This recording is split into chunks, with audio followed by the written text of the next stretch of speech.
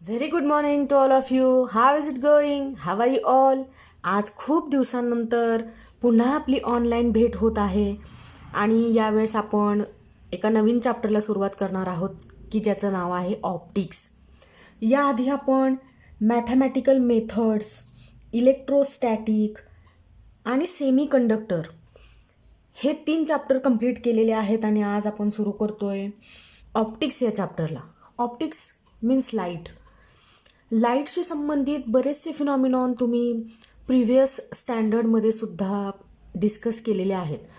पण मग असं नको व्हायला की मागच्या स्टँडर्डमध्ये शिकलो आणि तसंच पुढे गेलो की आत्ता मला आठवतच नाही आहे की मी काय काय शिकले. म्हणून आपण पाहूयात आजच्या या पार्टमध्ये एक quick revision of optics. What is optics? Optics is the branch of physics which deals with the study of nature, production and propagation of light. Optics ही फिजिक्सचीच एक ब्रांच आहे की ज्या ब्रांचमध्ये लाईटचा नेचर कसा आहे, लाईटचं प्रोडक्शन कसं होतं आणि प्रोपॅगेशन कसं होतं या संदर्भात स्टडी केला जातो. याच ऑप्टिक्सच्या 2 सब ब्रांचेस आहेत. First one is ray optics and second is wave optics. राहील लक्षात? दुसरा पॉईंट असा आपल्या नॉलेजमध्ये आहे तो म्हणजे light is actual invisible but it makes object visible to our eyes. Actually जर मला कोणी विचारलं की लाईट दिसतोय का, तर माझं उत्तर असेल की नाही, मी लाईट नाही पाहू शकत आहे. पण लाईटमुळे मात्र माझे डोळे वस्तू पाहू शकतात. बघा ना, एखादा अंधाऱ्या खोलीमध्ये जर आपण गेलो तर त्या खोलीमध्ये कुठं कुठं काय ठेवलेलं आहे मी पाहू शकत नाही. पण त्याच खोलीमध्ये जर लाईट असेल, आपण इलेक्ट्रिसिटी चालू केली, बल्ब ग्लो होत असेल, तर मला कळतंय ना, मी पाहू शकते की त्या रूममध्ये कुठं काय आहे ते. बरोबर ना? म्हणजे लाईटच्या असण्यामुळं ऑब्जेक्ट व्हिजिबल होतील, पण ॲक्च्युअली लाईट मात्र आपल्या डोळ्यांना दिसणार नाही. आहे का नाही स्ट्रेंज? त्यानंतरचा point, straight line path of transfer of light energy is called the ray of light. जी गोष्ट आपल्या डोळ्यांना दिसत नाही, आत्ता आपल्याला तिचाच अभ्यास करावा लागतोय. अशा सिच्युएशनमध्ये ही जी लाईट एनर्जी आहे किंवा सिम्पली लाईट जो पाथ ॲक्वायर करतोय, तुम्हाला माहीत आहे की एक माध्यमातून, मीडियम जर एकच असेल तर त्या मीडियममधून ट्रॅव्हल होणारा लाईट हा स्ट्रेट लाईन पाथ फॉलो करतो. म्हणजे तो एका सरळ रेषेत प्रवास करतो. मग लाईटने ह्या सरळ रेषेत केलेला जो प्रवास आहे किंवा जे ट्रॅव्हलिंग ऑफ लाईट आहे ते जर मला डायग्रॅम काढून रिप्रेझेंट करायचं असेल तर त्यासाठी मी एक रे ड्रॉ करू शकते. एक स्ट्रेट लाईन ड्रॉ करायची आणि त्याला ॲरो हेड ड्रॉ करायचा. तो जो ॲरो हेड आहे तो तुम्हाला direction of propagation of light represent करेल. पुढे पाहूयात. The line which presents the direction of propagation of light is called ray of light. Light travel होतोय ना एका ठिकाणाहून दुसऱ्या ठिकाणी एका सरळ रेषेत. मग बघा, मी ही अशी एक सरळ रेष ड्रॉ करेल, म्हणजे इथून लाईट निघतोय प्रवासासाठी, ट्रॅव्हल होण्यासाठी. तो एक स्ट्रेट लाईन पाथ फॉलो करतोय. मग मला कसं कळतंय की तो इथूनच निघालाय आणि या सरळ रेषेत तो इकडं जाणार आहे, माझ्या उजवीकडं जातोय. तर हा जो ॲरो हेड आहे तो मला रिप्रेझेंट करतोय की तो डाव्या बाजूने निघालेला आहे आणि कुठं ट्रॅव्हल होतोय, कुणीकडे जाणार आहे तर उजवीकडे जाणार आहे. मग लाईटची डायरेक्शन रिप्रेझेंट करणारा हा जो ॲरो आहे त्याला तुम्ही काय म्हणायचं? रे ऑफ लाईट. आपल्याला खूप साऱ्या रे डायग्रॅम ह्या चॅप्टरमध्ये ड्रॉ कराव्या लागतील की ज्यामध्ये आपण ट्रॅव्हलिंग ऑफ लाईट ड्रॉ करणार आहोत, रिप्रेझेंट करणार आहोत. आणि त्यासाठी आपल्याला हा जो रे आहे तो फार मदत करतो, महत्त्वाचा ठरतो, कारण त्यामुळेच तर आपल्याला डायरेक्शन ऑफ लाईट समजते. बरोबर आहे ना? तुम्ही लक्षात ठेवाल याला काय म्हणायचं आहे, या लाईनला काय म्हणायचं आहे की ज्या लाईनचा वापर करून आपण direction of propagation of light represent करतो तो काय आहे तर रे ऑफ लाईट आहे. ठीक आहे? त्यानंतरचा नेक्स्ट पॉईंट पाहूयात आपण. A light wave of single wavelength is called monochromatic source of light. आपण लाईटशी संबंधित जे reflection of light and refraction of light हे फिनॉमिनॉन या चॅप्टरमध्ये स्टडी करणार आहोत. त्यासाठी तुम्हाला माहीत असणं गरजेचं आहे की what is monochromatic source of light. एक असा सोर्स ऑफ लाईट की ज्यातून बाहेर पडणाऱ्या लाईट वेव्स या सिंगल वेव्हलेंथच्या असतील त्यांना तुम्ही काय म्हणायचं, मोनोक्रोमॅटिक सोर्स ऑफ लाईट. राहील लक्षात. मोनोक्रोमॅटिकचा संबंध कशाशी जोडायचा तर सिंगल वेव्हलेंथ ऑफ लाईट. तुम्हाला माहीत आहे की लाईट दोन प्रकारचे नेचर पजेस करतो. काही वेळेस तो पार्टिकलसारखा बिहेव करतो की ज्या वेळेस आपण असं म्हणतो की लाईट हा पार्टिकलसारखं बिहेव करतो आहे त्यावेळेस आपण त्याला कार्पसल्स असं म्हणतो. न्यूटनने त्याची कार्पस्क्युलर थिअरी ऑफ लाईट दिलेली आहे की जी आपण 12वीमध्ये ब्रीफली डिस्कस करणार आहोत. तुम्हाला फक्त आता एवढंच माहीत पाहिजे की लाईट ड्वेल नेचर पजेस करतो. काही वेळेस तो पार्टिकलसारखं बिहेव करतो आणि काही वेळेस तो व्हेवसारखं बिहेव करतो. मग आपण ज्यावेळेस रिफ्लेक्शन ऑफ लाईट आणि रिफ्रॅक्शन ऑफ लाईट यासारखे फिनॉमिनॉन स्टडी करत असतो त्यावेळेस आपल्याला लाईटचं जे नेचर ऑब्झर्व करायला मिळतं ते असतं वेव्ह नेचर ऑफ लाईट. किंवा आपण असं पण म्हणू शकतो की जोपर्यंत लाईट वेव्ह नेचर पजेस करणार नाही तोपर्यंत आपण reflection of light, refraction of light, total internal reflection of light यासारखे काही फिनॉमिनॉन स्टडी करू शकणार नाही. ठीक आहे. मग मोनोक्रोमॅटिक सोर्स ऑफ लाईटची आपल्याला गरज पडेल ज्यावेळेस मी reflection of light and refraction of light study करते. कारण यांचा वापर कशासाठी होईल तर लाईटला वेव्हच्या फॉर्ममध्ये एमिट करण्यासाठी, बाहेर टाकण्यासाठी. म्हणजे असे सोर्स लाईट वेव्हच्या फॉर्ममध्ये एमिट करतील की ज्यांची वेव्हलेंथ कशी असेल, सिंगल असेल. ठीक आहे. आणि त्यांना तुम्ही काय म्हणाल तर मोनोक्रोमॅटिक सोर्स ऑफ लाईट. राहील लक्षात. जायचं पुढं. 6 नंबरचा point. A monochromatic light when travel in a same medium it follows a straight line path. ज्यावेळेस ह्या मोनोक्रोमॅटिक लाईट ट्रॅव्हल होत असतात एकाच माध्यमातून त्यावेळेस ह्या मोनोक्रोमॅटिक लाईटच्या ज्या लाईट वेव्स आहेत त्या स्ट्रेट लाईन पाथ फॉलो करतात. मोनोक्रोमॅटिक सोर्स ऑफ लाईटचं एक एक्झाम्पल आपल्याला देता येईल ते म्हणजे लेझर. तुम्ही बघितलं ना लेझर कसा ट्रॅव्हल होतो, एका स्ट्रेट लाईनमधून ट्रॅव्हल होतो ना. कधीपर्यंत, जोपर्यंत तो एकाच माध्यमातून ट्रॅव्हल होत आहे ना तोपर्यंत. ठीक आहे. The material through which light passes is called optical medium. अशी सर्व मीडियम की ज्या मीडियममधून लाईट ट्रॅव्हल होऊ शकतोय किंवा पास होऊ शकतोय त्या सर्व मीडियमला, त्या सर्व मटेरियल्सला आपण म्हणायचं ऑप्टिकल मीडियम. ठीक आहे. पुन्हा एकदा पाहताय बोर्डवर. The material through which light passes is called optical medium. मग आता ह्या ऑप्टिकल मीडियमचे सुद्धा काही टाईप्स आहेत. पहिला आहे ट्रान्सपरंट ऑप्टिकल मीडियम, दुसरा आहे ट्रान्सल्युसंट आणि तिसरा आहे ओपॅक. मग मी सगळ्यांबद्दलच तुम्हाला थोडं सांगून टाकते आत्ताच.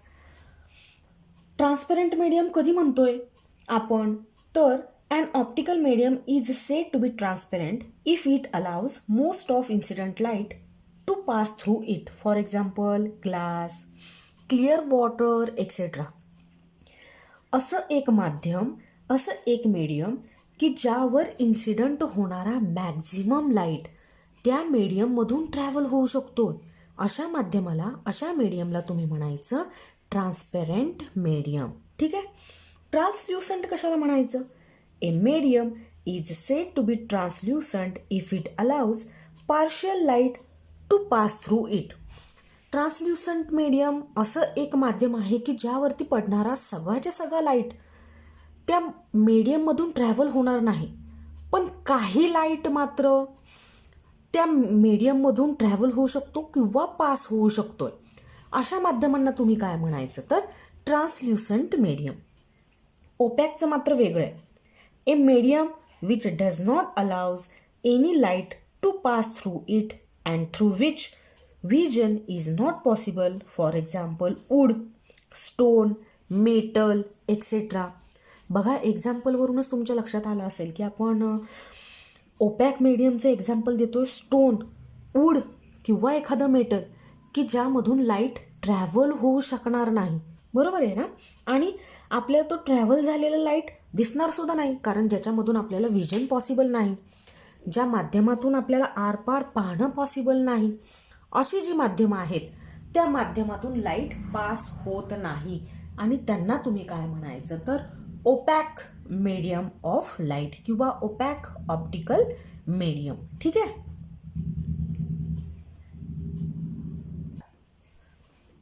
म्हणजे आता हा 7 नंबरचा पॉईंट जर कन्क्लूड करायचा म्हटला तर आपल्याला असं म्हणता येईल की ज्या मीडियममधून लाईट ट्रॅव्हल होतो ते झालं ऑप्टिकल मीडियम.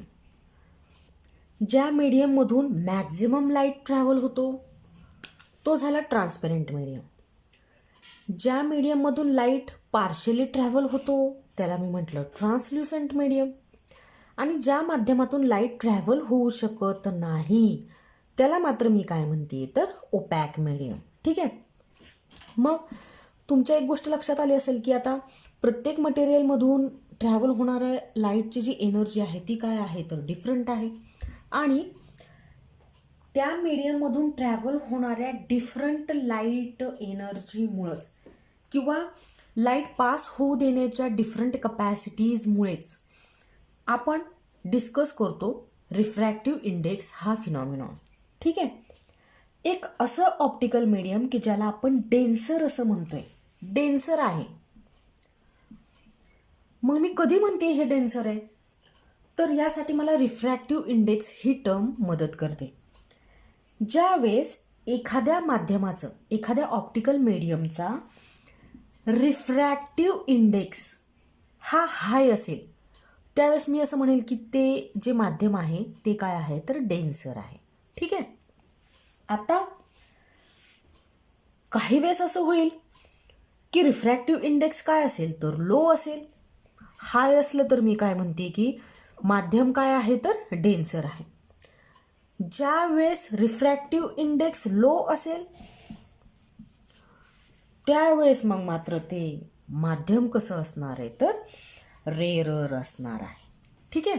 म्हणजे आपल्याला रिफ्रॅक्टिव्ह इंडेक्स या टर्मचा वापर करून ठरवता येतं की एखादं मीडियम की जे लाईट ट्रॅव्हल करून घेऊ जाऊ शकतंय तर ते डेन्सर आहे किंवा ते काय आहे तर रेअरर आहे. रिफ्रॅक्टिव्ह इंडेक्स हाय असेल, माध्यम कसं असेल डेन्सर असेल. रिफ्रॅक्टिव्ह इंडेक्स लो असेल, मीडियम कसं असेल तर रेअरर असेल. राहील लक्षात.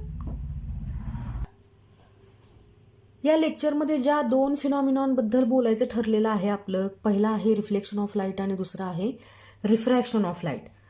त्या संबंधीची एक डायग्राम मी इथं ड्रॉ केलेली आहे. ती तुम्हाला अखंड चॅप्टर संपेपर्यंत डोक्यात ठेवायची आहे. ठीक आहे. मग बघा की होईल काय. A monochromatic light when travel in a same medium it follows straight line path when a ray of light is incident obliquely on the interface of two media. Part of light is reflected back into the same medium. This phenomenon is called partial reflection of light. The remaining part of light is transmitted in the second medium and this is called refraction of light. ह्या एकाच डायग्राममध्ये आपल्याला reflection of light and refraction of light असे दोन्ही phenomenon पाहायला मिळतील. ठीक आहे. बघा एक monochromatic ray of light. Monochromatic आता तुम्हाला कळायला लागलं की अशी लाईट वेव्स की ज्यांच्या वेव्हलेंथ कशा आहेत सेम आहेत आणि अशा एकसारख्या वेव्हलेंथ असलेल्या लाईट वेव्स ज्या सोर्समधून इमिट केल्या जात आहेत त्या सोर्सला आपण म्हणतोय मोनोक्रोमॅटिक सोर्स ऑफ लाईट. ठीक आहे. मग असा एक मोनोक्रोमॅटिक सोर्स ऑफ लाईट आपण घेतला, त्याच्यामधून लार्ज नंबर्स ऑफ वेव्स बाहेर ॲटमॉस्फिअरमध्ये इमिट केल्या गेल्या की ज्यांची वेव्हलेंथ एकसारखी आहे. त्यातली एक लाईट वेव्ह मी दाखवते, तिचा पाथ दाखवते. बघा हा असा, ती ऑब्लिकली मीन्स तिरकस इन्सिडंट झाली कशावरती तर इंटरफेसवर. इंटरफेसला तुम्ही बाउंड्री असं सुद्धा म्हणू शकता की एक जे माध्यम आहे आपल्याकडे ते आहे एअर. इथं सगळ्या आजूबाजूला काय दिसते तर हवा आहे, फ्री स्पेस आहे, एअर आहे. आणि इथं मी घेतला सपोज एक ग्लास स्लॅब किंवा तुम्ही वॉटर घेऊ शकता, ऑइल घेऊ शकता, दुसरं कोणतंही माध्यम. म्हणजे आपल्याकडे 2 मीडियम आहेत. फर्स्ट मीडियमला मी म्हणते एअर, हवा हे माध्यम घेतोय आपण. आणि दुसरं जे मीडियम आहे त्याला आपण म्हणूयात ग्लास. ठीक आहे, हा ग्लास स्लॅब आहे असं समजा. मग ग्लास स्लॅब आणि हवा यांची जी बाउंड्री आहे, म्हणजे जिथं हवा संपून दुसरं माध्यम ग्लास सुरू होतं किंवा ग्लास संपून जिथं हवा सुरू होते, ग्लास आणि एअर यांचं जे सेपरेशन आहे ज्या ठिकाणी होते, ज्या बाउंड्रीला होते, त्या बाउंड्रीला म्हणजे ही पहा, ही बाउंड्री, ही याला आपण काय म्हणतोय तर इंटरफेस असं म्हणतोय.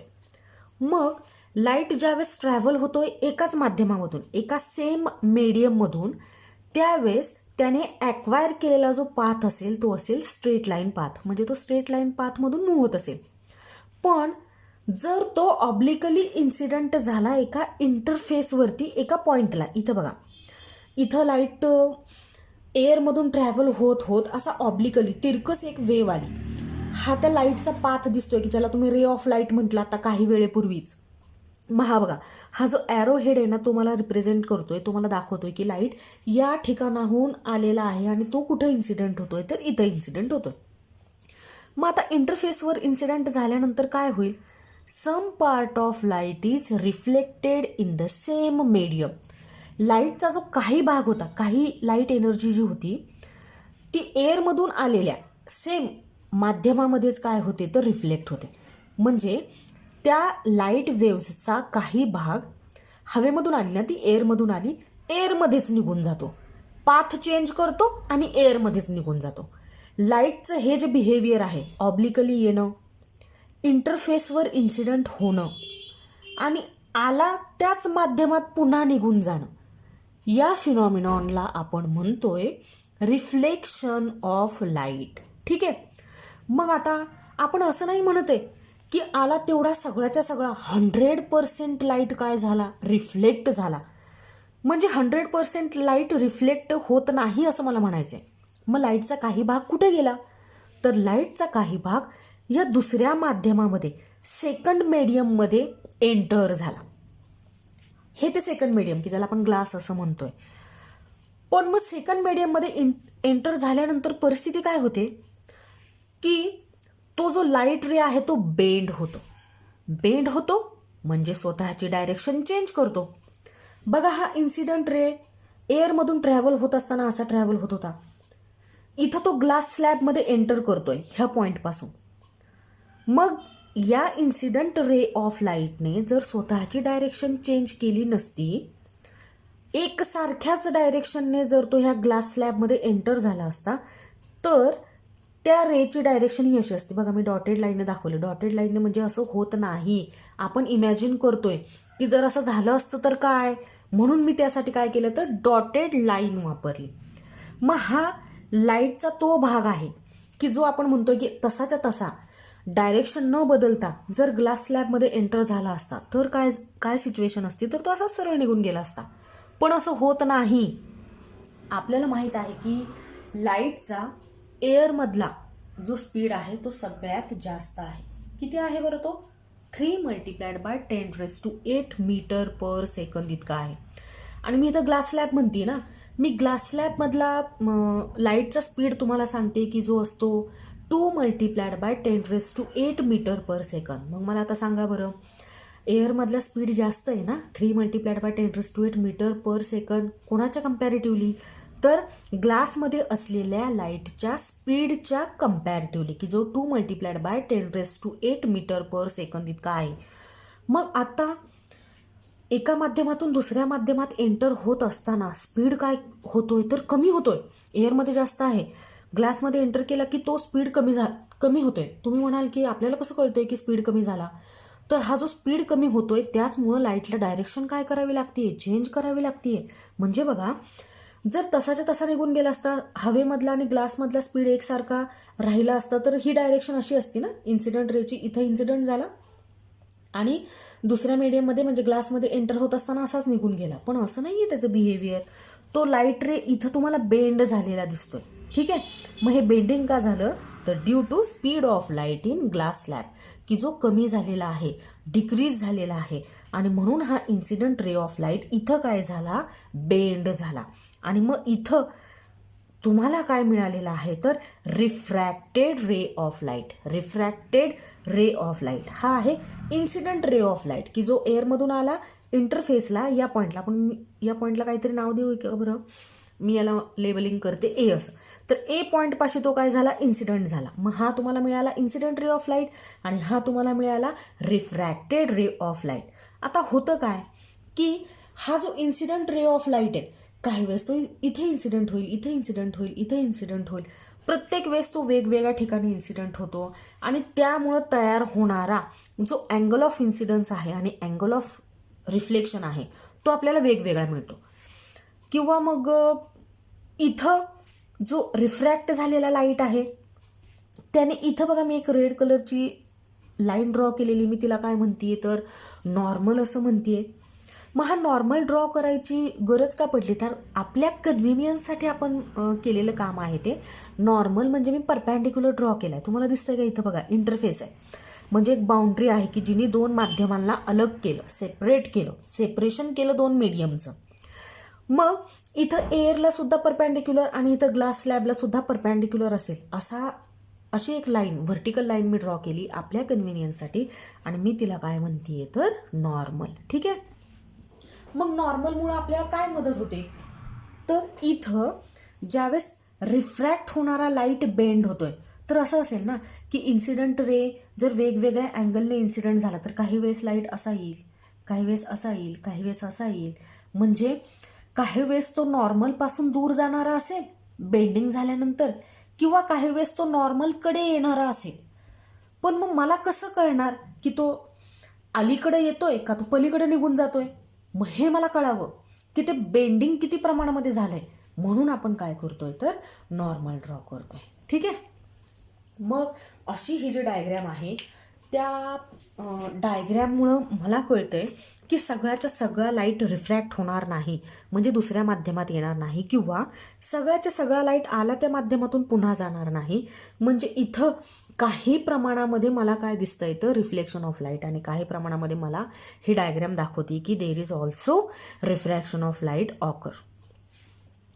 ज्यावेळेस 100% रिफ्लेक्शन होईल त्यावेळेस पूर्णच्या पूर्ण इमेज आपल्याला पाहायला मिळते. फॉर एक्झाम्पल मिररवर इन्सिडंट होणारा 100% लाईट हा रिफ्लेक्ट होतो, म्हणून आपण पूर्णच स्वतःला आरशामध्ये पाहू शकतो. नाहीतर असं झालं असतं ना की आपल्या बॉडीचा काही पार्ट दिसला असता आणि काही पार्ट दिसलाच नसता जर पूर्ण रिफ्लेक्शन होत नसतं ना तर. पण तसं होत नाही. याचा अर्थ त्या मिररवर इन्सिडंट झालेले सगळेच्या सगळे रेज आपल्या रॅटिनावर एंटर होतात आणि आपल्याला आपली पूर्ण इमेज मिररमध्ये दिसते. म्हणजे प्लेन पॉलिश्ड सरफेसवरून लाईट 100% रिफ्लेक्ट होतो असं म्हणायला हरकत नाही. पण जे रफ सरफेस आहेत त्यामधून मात्र असं होणार नाही. काही लाईट रिफ्लेक्ट होईल आणि काही लाईट मात्र काय होईल तर रिफ्रॅक्ट होईल. ठीक आहे. मग इथं मी काही अँगल दाखवलेत बघा. इथं मी म्हणते आय, इथं मी एक अँगल दाखवला आहे इंटरफेस आणि इन्सिडंट रेमध्ये झालेला, ज्याला मी θg असं रिप्रेझेंट करते. इथं एक अँगल दाखवलेला आहे आर, इथं एक अँगल मी शो करते डेल्टा. यांच्या संदर्भात आपण बोलूयात पण आपल्या पुढच्या लेक्चरमध्ये. ठीक आहे. मी ते रिफ्रॅक्शन ऑफ लाईटची डेफिनेशन लिहिलेली आहे, स्टेटमेंट लिहिलेलं आहे. What is refraction of light ते एकदा तुम्हाला सांगते. When a monochromatic ray of light travel, हा आहे तो मोनोक्रोमॅटिक रे ऑफ लाईट की जो ट्रॅव्हल झाला कसा, from one transparent medium into अनादर ट्रान्सपेरंट मीडियम. एक ट्रान्सपेरंट मीडियम होतं हवा.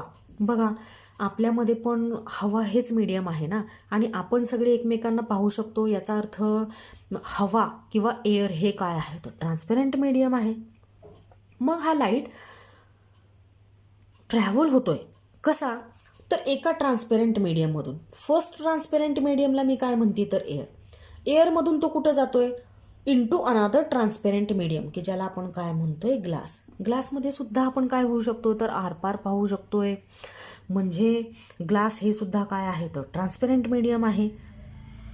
मग काय ऑब्झर्व केलं गेलं तर इट्स डायरेक्शन चेंजेस.